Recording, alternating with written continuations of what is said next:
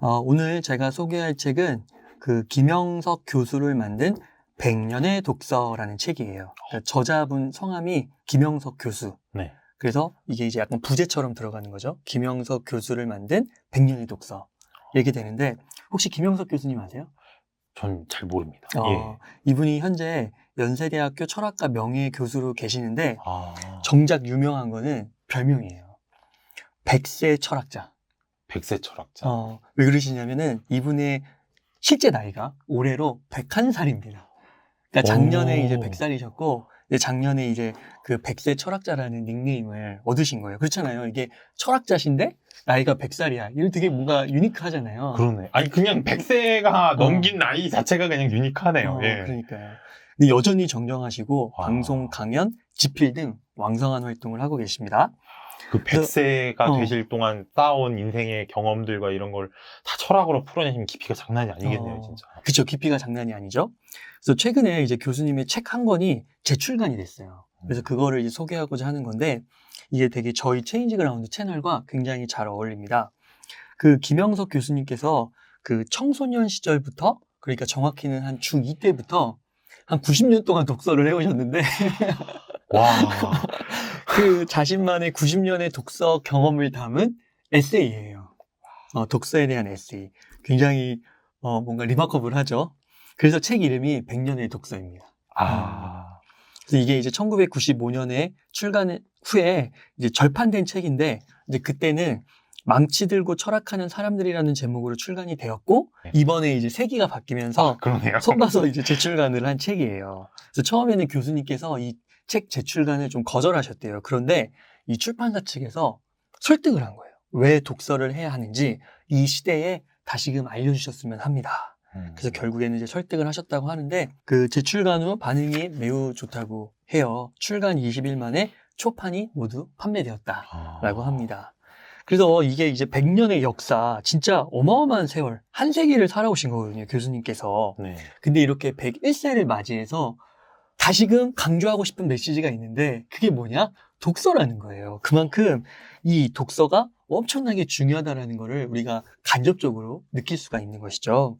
그래서 이 독서가 얼마나 중요한지를 우선 나무에 빗대서 설명을 하세요. 보통 이제 한 그루의 나무가 잘 자라기 위해서는 최초에 이제 씨앗이 심겨져야 되죠. 네. 그리고 나서 이제 뿌리, 밑동, 줄기, 잎사귀, 열매 순으로 이게 자라나게 되잖아요. 근데 이 중에서 뭐가 가장 중요할까요? 윤PD님은 뭐라고 생각하세요?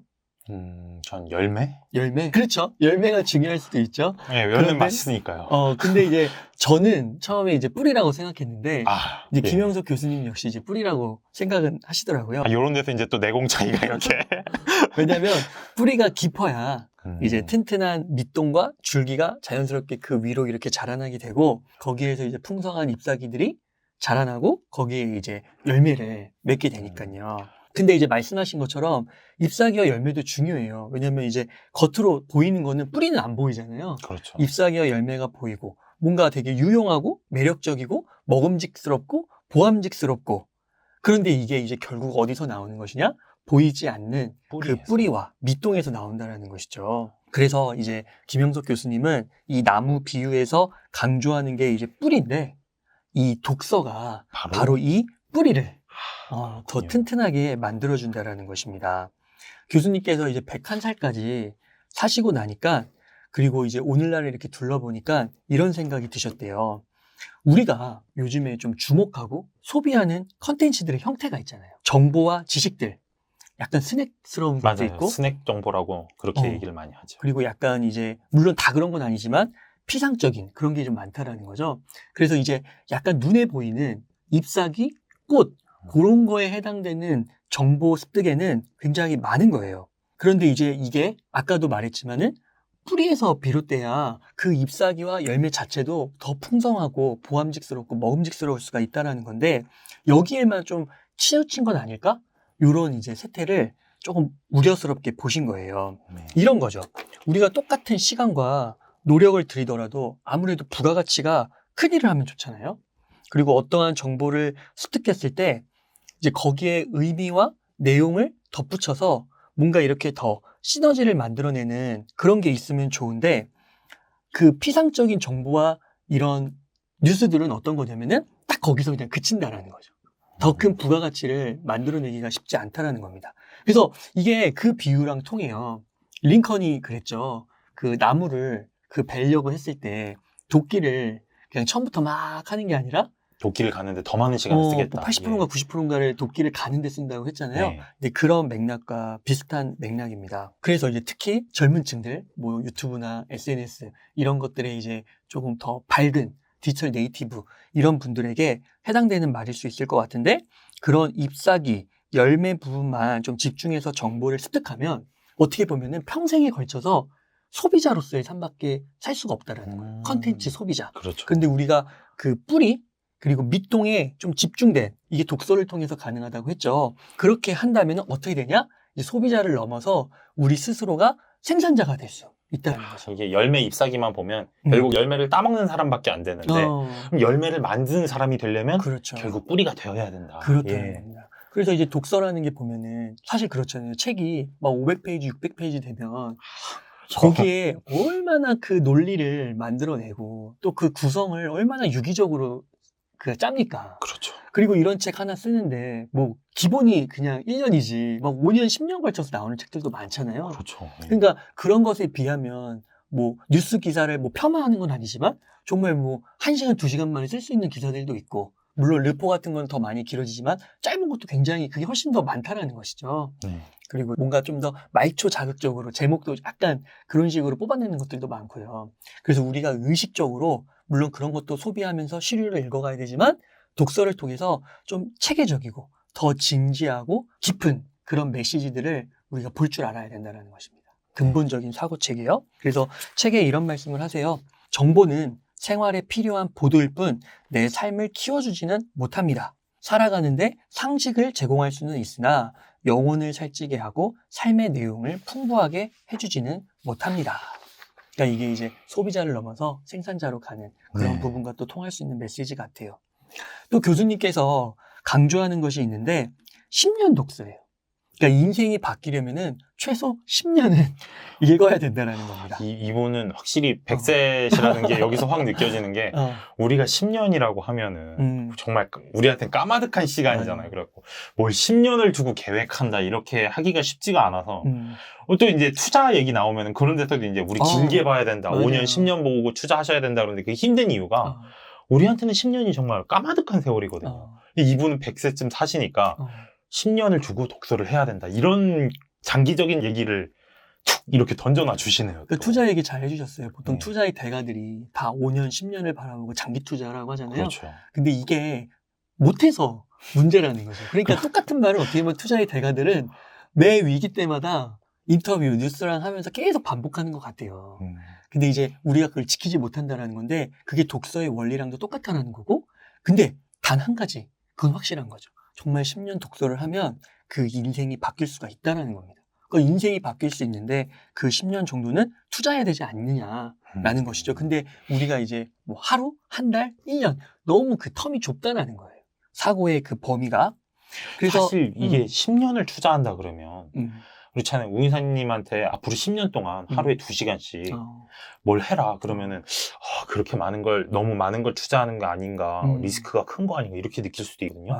그런데 생각해보면 우리 인생을 길게 보면 그중에서 10년 정도는 전 투자할 만하다고 봐요. 그리고 네. 그 10년이 사실은 우리 학교 기간 그 정규 교육과정만 해도 13년이잖아요. 그러니까요. 그러니까 그 시간 동안 뭘 투자하면은 나머지 인생이 피는데 예. 어떻게 보면 10년 정도면 투자할 만한 시간이다. 예, 이런 생각도 드네요. 100세 기준으로 보면 확실히. 예. 그러니까 한 세기를 사시고 네. 그렇게 하면 정말 인생이 바뀌는 걸 너무 많이 보셨다라는 거죠. 스스로도 경험을 하셨고. 네. 그래서 이게 말씀하신 대로 근데 이제 10년 딱 이러면 좀 진입장벽이 높잖아요. 네. 그래서 이제 자서전, 문학도서 이런 걸로 한번 시작해 보라고 하세요. 그래서 좀 진입장벽이 그나마 좀 낮고 재미있게 읽을 수 있다는 것이죠. 그렇게 하면서 점점 고전으로 나아가라고 말씀을 하십니다. 교수님의 인생도 이 독서 인생도 중2 때부터 시작을 되었다고 하세요. 그래서 이때 뭐 문학, 인문학 이런 거를 무슨 내용인지도 모르고 많이 읽으셨대요. 근데 읽다 보니까 어느 순간 이해가 되고 공감이 되고 그게 자신의 인생의 위기 때마다 붙들어 주었다는 거예요. 힘이 되어주고. 그래서 꾸준하게 한번 읽어가 봐라. 10년을 내다보고. 그리고 최근에 이제 또 100세가 되신 다음에 삼성그룹의 임원 한 분을 만났는데 이런 이야기를 하시더래요. 김영석 교수님이 1980년대 후반에, 그러니까 젊으셨을 때죠. 이때 삼성 신입사원 연수에 그 강연자로 초빙되었을 때가 있는데 그때도 50세셨는데 그래도. 그러네요. 네. 이 임원분이 그때는 이제 어떻게 보면 좀 낮은 직급의 사원이었던 거예요. 그래서 네. 그 강연 때 그걸 만났는데 이분이 이제 임원이 되신 거예요. 와. 근데 이제 얼마나 그러니까 되게 이제 한 세기를 살면 이런 일이 이제 벌어지는 거죠. 그래서 이 임원이 되신 분이 이런 이야기를 했다는 겁니다. 이때 이제 김영석 교수님이 이런 내용의 강연을 하셨다는 거예요. 책을 안 읽으면 자신만의 사상을 쌓지 못해요. 과장까지는 책을 읽지 않아도 괜찮을 수 있지만 부장 이상으로 승진해 의사결정을 내리는 직책을 맡게 되면 그때는 다릅니다. 그러니까 직급이 높아지고 그리고 많은 사람을 아우르고 또 중요한 의사결정을 하게 되고 막 100억 단위, 1000억 단위 이런 의사결정을 해야 되잖아요. 책임을 지고 거기에 독서가 없이는 이제 불가능하다라는 그런 강연을 하셨는데 이거 진짜 소름 돋는 말이네요. 진짜. 이게 그렇잖아요. 이게 우리가 공부를 하고 막 하는 게 그냥 눈앞에 보이는 그런 업무 지식 이런 것들이 막상 그때는 중요해 보이거든요. 근데 진짜 길게 보면은 의사결정을 하고 맞아요. 그러려면 자기만의 철학이 있어야 되고 그런 걸 배우려면 책을 봐야 되거든요. 그런데 그렇죠. 우리가 그 가까이 이렇게 눈앞만 보면은 절대 모르는 이야기인데 그걸 이렇게 또 던져주시네요. 맞아요. 그 인문학, 역사, 뭐 심리, 인문 고전 이런 거를 통해서 또 뭐 과학 이런 것들, 사이언스, 스템 이런 걸 통해서 정말 깊은 우리 그 지난 시간에 봤던 그 윤피디님께서 잘 설명해 주셨던 우리의 뇌는 어떻게 배우는가도 보면 그 뇌의 그 정말 그 어떤 배움의 프로세스, 시스템을 이해하면 우리가 완전 이 패러다임이 바뀌잖아요. 배움에 대한. 그렇죠. 그러니까 그런 게 있어야 이제 더 높은 의사결정, 더 좋은 의사결정을 할 수 있다는 것이죠. 그래서 그런 독서의 중요성을 30년 전에 강연을 했는데 이분이 결국 이제 임원이 되신 거예요. 그래 놓고서 이제 김영석 교수님을 다시 만났을 때 이렇게 고백을 하시더라는 겁니다. 30여 년 전 교수님의 말씀이 옳았습니다. 제가 이제 임원이 되고 보니까 젊은 시절 일에 쫓겨가지고 독서를 게을리 했는데 이제 정신적 빈곤이 몰려오네요. 힘든 거예요. 버거우시다라는 얘기를 이 교수님께 한 거예요. 또 교수님께서 그 하버드 대학교에 가신 적이 있는데 이 이야기도 흥미롭습니다. 당시 이제 미국 학생들이 한 강의를 들을 때마다 1000페이지가 넘는 벽돌책을 한 최소 3권씩은 읽는다라는 거예요. 한 과목당. 우리 그 대학교 학부 때랑 조금 비교되지. 우리는 그 전공책 하나 읽는 것도 급급하잖아요. 읽어요? 읽어야 되는군요. 그러다가 이제 막 오전, 그러니까 새벽 5시까지 막 학생들이 책을 읽다가 잠드는 학생들을 본 거예요. 그러면서 이제 스스로를 반성하게 되셨다는 이제 하버드 그 대학 방문기도 들려주시고 그래서 이제 왜 하버드생들이 미국을 주름잡고 세계의 질서를 지배하는지 영향력이 지대한지 이러한 것들을 알게 되고 그 근본의 힘이 독서에서 비롯된 게 아니냐라는 생각을 하게 되었다라는 거예요. 독서가 진짜 내공이네요. 네. 읽으면 읽을수록 착착 쌓여서 실력이 되는 진짜 내공이네요, 독서가. 그래서 이제 특히 이제 젊은이들이 중요하잖아요. 이 사회와 국가를 이제 이끌어갈 미래잖아요. 그래서 젊은 분들이 인터넷이나 좀 TV보다는 책 읽기에 집중해야 한다. 그러니까 요거를 좀 오해하면 안 되는 게 인터넷이나 TV가 무용하다는 게 아니에요. 그렇죠. 그죠? 조금 비중이 글로 좀 무게가 실려 있으니까 좀 균형을 잡자. 이런 차원의 이제 이야기를 해주시는 거죠. 사실 말씀하신 대로 무용하지가 않은 게 되게 정보를 빠르게 얻을 수 있잖아요. 그리고 필요한 정보만 쏙쏙 얻을 수 있고 그런 점은 저는 장점이라고 봐요. 이게 그렇잖아요. 예전에는 어떤 아주 간단한 정보를 알고 싶어도 막 도서관에 가서 책을 막 수십 권을 뒤져봐야 되고 이랬었는데 지금은 인터넷에 구글에 검색어만 싹 해도 얻을 수 있고 근데 그것만 얻고 끝나면 말씀하신 대로 그게 성장하고는 연결이 안 되거든요. 그거를 이제 성장하고 연결을 하려면 디테일을 알아야 되고 더 이제 나아가서 그게 어디랑 연결되는지도 알아야 되고 이런 거는 책을 봐야지 알 수 있는 일이니까요. 그러니까 뭐 또 대표적인 예로 저희가 또 스타벅스에서 방송을 했던 건데 우리의 인류의 정체성을 바꿀 수 있는 그렇죠. 그 유전자 가위 그런 거 구글에서 치면 엄청 나오죠. 많이 나와요. 그런데 유전자 이펙트 그 책에서 다룬 내용을 과연 구글에서 찾을 수 있을까요? 이게 책이 그렇게 두꺼운데요. 그리고 그 역사적 사건들을 시즌 날줄 엮어가지고 그렇게 1챕터부터 마지막까지 그거를 쭉 이렇게 내러티브를 한다? 그거는 정말 엄청난 저자의 노고가 들어가는 거거든요. 사실 인터넷에서 찾아보면 진짜 유전자가 이걸 이렇게 가위처럼 싹둑 자른다고 생각하는 분들도 있어요. 근데 그런 게 아니거든요. 그렇죠. 비유적인 거죠. 비유적인 거예요. 그러니까 그런 것들을 우리가 알아야 근데 그 분야의 리더가 되고, 그렇죠? 어떻게 돌아가는지를 상세하게 알게 되면서 의사결정까지 갈 수 있는 거죠. 그렇죠. 내가 만약에 어떤 산업에서 리더인데 새로운 신사업 분야에 들어가려고 해. 근데 그게 이제 예를 들어 바이오 헬스야. 근데 이제 그런 것도 모르면은 투자를 할 수가 없겠죠. 그리고 가능성이 없는 곳에 투자해서 수천억을 날릴 수도 있는 거고. 이게 앞으로 새로운 기술들이 많이 나올 거 아니에요. 저는 이럴 때일수록 그런 철학이나 사상 같은 게 중요하다고 생각을 하는 게, 기술 자체는 가치 중립적이에요. 그런데 그 기술이 이제 사회에 적용이 됐을 때 가장 대표적인 게 자율주행인 거잖아요. 자율주행이 지금 도입이 느려지고 있는 많은 이유 중에 하나가, 그게 사고가 났을 때 누가 책임을 질 것이냐. 이런 어떤 도덕적이고 사회 합의가 필요한 부분에서 난항을 겪고 있거든요. 근데 그런 거를 하려면은 그 분야에 대한 지식을 제대로 알아야 되고, 그게 우리한테 어떻게 영향을 끼칠지도 알아야 되거든요. 그러니까 이게 절대 쉬운 일이 아니에요. 그렇죠. 근데 자율주행은 그거 뭐 그냥 자동차가 그냥 알아서 자동으로 조종해 주는 거 아니냐? 이 정도만 알고 접근을 할 수는 없는 노릇이거든요. 그래서 우리는 공부를 해야 돼요. 맞아요. 그래서 이제 깊은 지식들은 그렇죠. 이제 좋은 책에 있다. 이런 거를 한 번 더 우리가 되새기면 좋을 것 같고요. 그래서 이제 좀 경제적인 관점에서 봤을 때도 이런 말이 있잖아요. 그 독서를 하면 모두 부자가 되는 것은 아니지만 부자 중에 독서를 하지 않는 사람은 없다.